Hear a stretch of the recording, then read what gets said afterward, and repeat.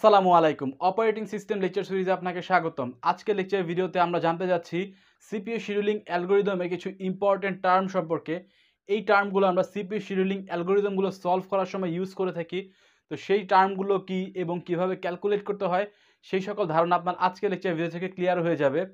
তো আমরা মূলত আজকে 6টি সিপিইউ শিডিউলিং অ্যালগরিদমের টার্ম সম্পর্কে জানতে যাচ্ছি।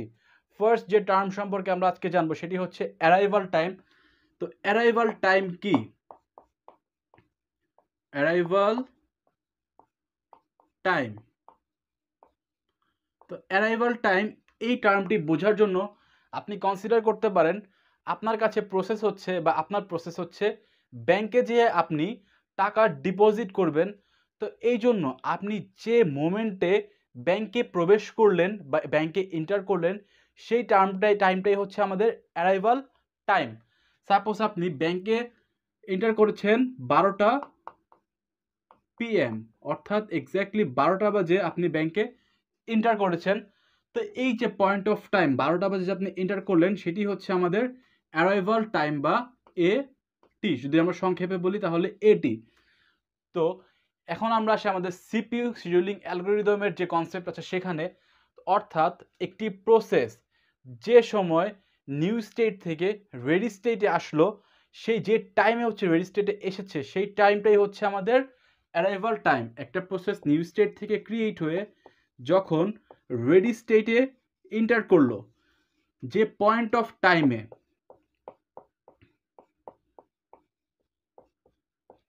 সেই পয়েন্ট অফ টাইমটাই হচ্ছে আমাদের arrival time.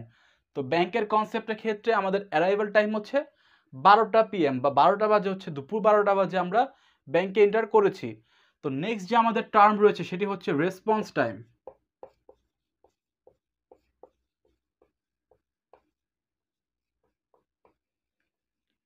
Response time calculate করা হয় আরটি। রেসপন্স টাইমকে আমরা যদি সংক্ষেপে লিখি তাহলে আমরা বলতে পারি আরটি। তো আরটি ক্যালকুলেট করা হয় first time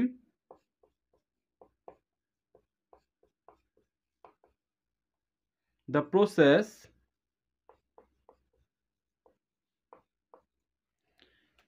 gets CPU for execution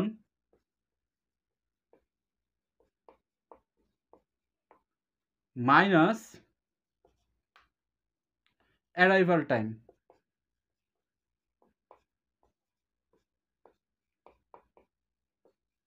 তো এখন এই রেসপন্স টাইম এই টার্মটা কি?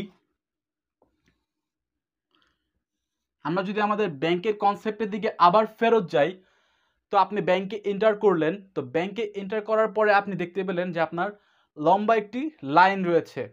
তো সিপিইউ পাওয়ার জন্য বা আপনার যে ব্যাংকের যে অফিসার রয়েছে তার কাছে পৌঁছানোর জন্য আপনাকে 8 থেকে 10 জনকে অতিক্রম করে তার কাছে আপনার যেতে হবে।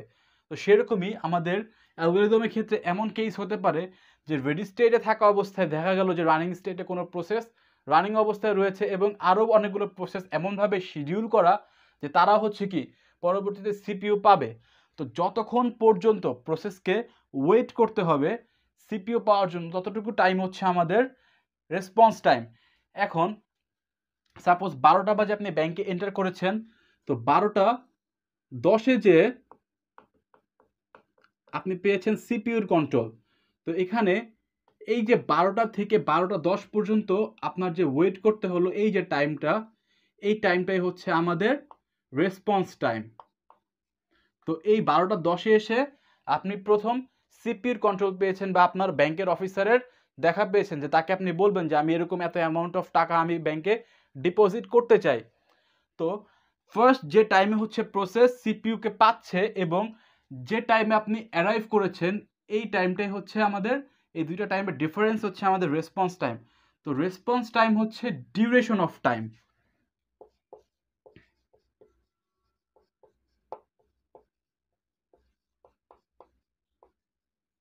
কেন ডিউরেশন বলছি আমরা? কারণ এক্ষেত্রে আমরা দেখছি যে কতক্ষণ সে ওয়েট করেছে সিপিইউ পাওয়ার জন্য। এখান থেকে আমরা বলতে পারি রেসপন্স টাইম হচ্ছে আমাদের 10 মিনিট। কারণ 12টা বাজে আপনি ব্যাংকে এন্টার করেছেন এবং 12টা 10-এ যে আপনি সিপিইউর কন্ট্রোল পেয়েছেন বা আমাদের অফিসারের দেখা পেয়েছেন, তো 10 মিনিট আপনাকে এখানে ওয়েট করতে হয়েছে বা আপনার সিপিইউ পাওয়ার জন্য রেসপন্স টাইমটা হচ্ছে আমাদের 10 মিনিট। আশা করি বুঝতে পেরেছেন যে ফার্স্ট টাইম যে সময় হচ্ছে প্রসেস সিপিইউকে পাবে এক্সিকিউশন করার জন্য মাইনাস অ্যারাইভাল টাইম। থার্ড যে টার্ম সম্পর্কে আমরা জানতে যাচ্ছি সেটি হচ্ছে বার্স্ট টাইম।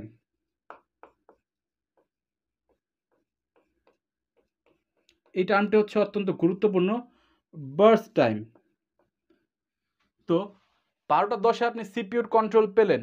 তো সিপিইউর কন্ট্রোল পাওয়ার পরে বা আপনার যদি ব্যাংকের অফিসের সাথে আপনার দেখা হয়, আপনি কি বলবেন যে আমার রিকোয়ারমেন্ট এরকম, আমি এত অ্যামাউন্ট অফ টাকা ব্যাংকে জমা দিতে চাই। তো সব কিছু বোঝানোর পরে সিপিইউ কি করবে? সিপিইউ হচ্ছে তার মতো কাজ এক্সিকিউট করা শুরু করবে বা ব্যাংকের অফিসার কি কাজ করা শুরু করবে। সে আপনার থেকে ইনফরমেশন নিবে, অ্যাকাউন্ট চেক করবে, সব কিছু করবে। তো এর জন্য কি অফিসারের কিছু সময় প্রয়োজন বা সিপিইউর কিছু সময় প্রয়োজন হতে পারে প্রসেস এক্সিকিউট করার জন্য। তো যে সময়টুকু হচ্ছে সিপিইউর প্রয়োজন, সাপোজ 12:40 পর্যন্ত হচ্ছে অফিসার টাইম নিয়েছে যে তার কাজ করার জন্য, মানে তার যে আপনি যে ব্যাংকে ডিপোজিট করবেন তার যে যা ফর্মালিটিস আছে বা যা যা টার্ম তার কাজ করতে হবে সেটুকু কাজ করার জন্য সে 12:10 থেকে 12:40 পর্যন্ত টাইম নিয়েছে।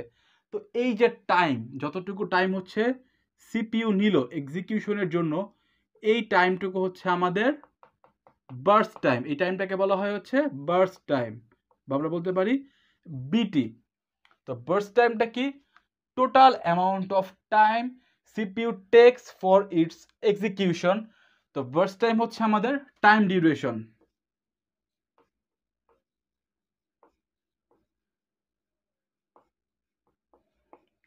অ্যারাইভাল টাইম কি ছিল?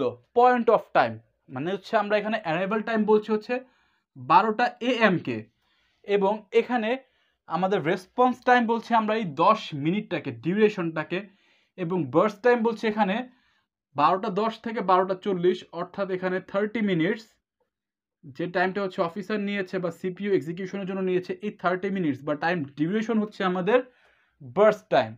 তো এরপরে